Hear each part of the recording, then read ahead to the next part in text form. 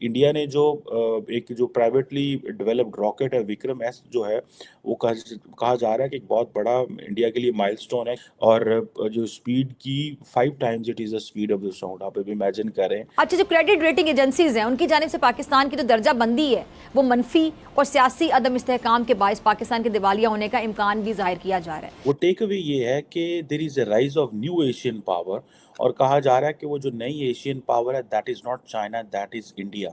Launch होने वाला है इंडिया का प्राइवेट रॉकेट जिसका नाम है विक्रम एस। पाकिस्तान में सियासी बहरान इस वक्त अपने उरूज पर पहुंच चुका है, अवाम सड़कों पर है और मुल्क दिवालिया होने के करीब पहुंच गया है। तो मैं बता रहा हूं ना कि इन्होंने क्या किया कि जो इस मुल्क के असासे थे लूट सेल लगा दी, लगता था लंडा बाजार है, और आज उसके नतीजे में ये हुआ। जो वेस्टर्न लीडर्स हैं उन्होंने इंडिया को as a major stakeholder के तौर पर देखा।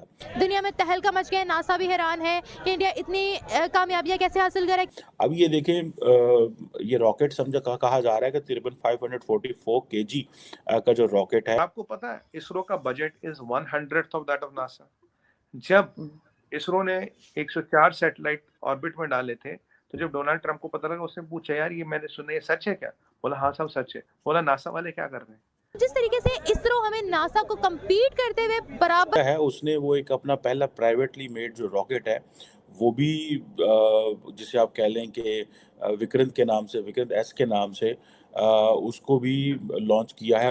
इंडिया ने जो एक जो प्राइवेटली डेवलप्ड रॉकेट है विक्रम एस जो है वो कहा जा रहा है कि एक बहुत बड़ा इंडिया के लिए माइलस्टोन है, क्योंकि इसने कमर्शियल स्पेस इंडस्ट्री जो है वो करेगी। अब ये देखें, ये रॉकेट समझा कहा जा रहा है कि तकरीबन 544 केजी का जो रॉकेट है जो कि बेसिकली जो लॉन्च किया गया है एक साइट है नियर चेन्नई के करीब से, और ये सुनने में आ रहा है कि ये 5 मार्च तक वहाँ पहुँच जाएगा। और जो स्पीड की 5 times it is the speed of the sound, आप अभी इमेजिन करें।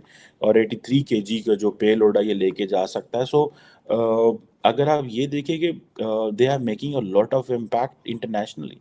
गो के लास्ट टाइम भी एक इंडिया ने जो है रॉकेट पाकिस्तान की तरफ छोड़ दिया था, वो खैर मिसाइल था, वो तो रॉकेट नहीं था। बट एनी हाउ, अब ये जो मैंने आपको बताया कि एशिया की जिसे कहते हैं ना कि द वर्ल्ड वेस्ट जो है वो इंडिया को एशियन एशियन पार देखना चाह रहा है। They don't want China and Asian पार।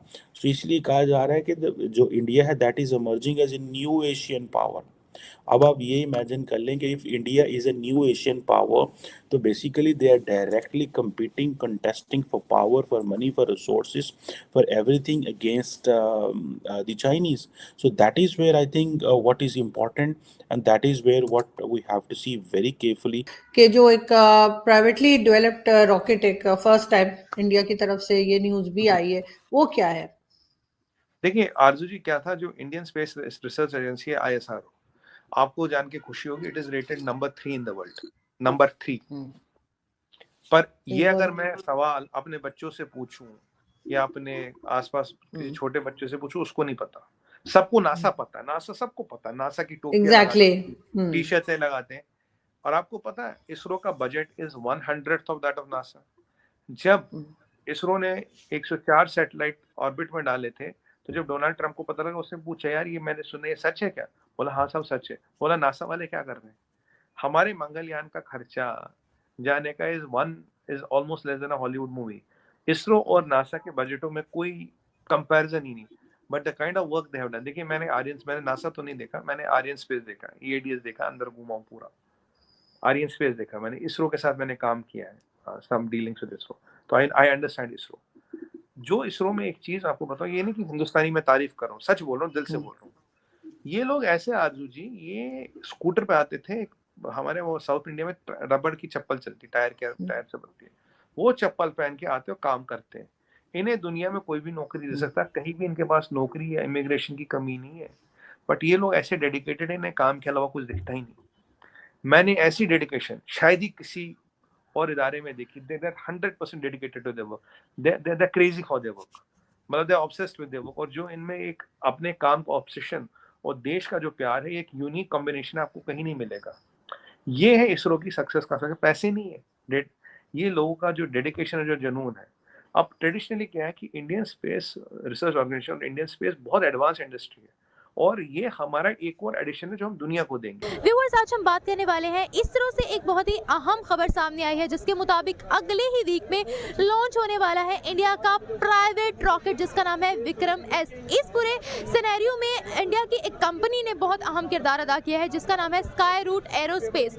हम देखते हैं कि इंडिया जो है वो अपने रॉकेट सैटेलाइट्स खुद मैन्युफैक्चर करता है, उनको लॉन्च भी खुद करता है। दुनिया में ऐसे बहुत से कम ममालिक हैं जिनको लॉन्चिंग आती है। इंडिया ने इसमें महारत हासिल कर ली हुई है। इंडिया अपनी प्राइवेट कंपनी से ही इस रॉकेट को लॉन्च करने वाला है। दिन ब दिन हम देखते हैं कि बाहर के ममालिक, वेस्टर्न मीडिया जो है, वेस्टर्न कंट्रीज जो है, वो अपील कर रहे होते हैं इंडिया से कि हमारे सैटेलाइट्स लॉन्च करो, अपने रॉकेट्स के साथ लॉन्च करो। तो जिस तरीके से इसरो हमें नासा को कम्पीट करते हुए बराबर नजर आ रहा है, उसके बारे में पाकिस्तानी अवाम क्या राय रखती है? इंडिया अपना प्राइवेट रॉकेट विक्रम एस के नाम से लॉन्च करने जा रहा है, खुद लॉन्च कर रहा है अपनी ही कंपनी से। नेक्स्ट वीक लॉन्चिंग होने वाली है। दुनिया में तहलका मच गया, नासा भी हैरान है कि इंडिया इतनी कामयाबियां कैसे हासिल करे। क्या कहेंगे इस बारे में? हाँ, मेरे हिसाब से सबसे ज़्यादा जो है ना वो गोल ओरिएंटेशन है उनके अंदर, उनके स्टूडेंट्स के अंदर। उनका जो एक निज़ाम है तालीम के हिसाब से देखा जाए तो गोल ओरिएंटेशन, और उसके अलावा उनके जो स्टूडेंट्स को मतलब के रोज़गारी के हिसाब से अगर देखा जाए तो उनके अंदर एक अच्छी खासी एक मतलब एक मार्केट है उनके पास, जहाँ से लोगों को अपना काम मिल जाता है, जो भी जिस फील्ड का भी हो।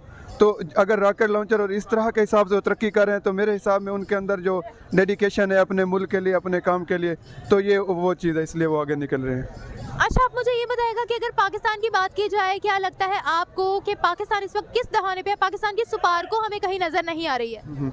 पाकिस्तान तो इस हिसाब से तो बहुत पीछे है ना। अभी तो हम ग्राउंड लेवल से ही नहीं निकले, हमें बहुत मेहनत करनी पड़ेगी इस लेवल तक आने के लिए।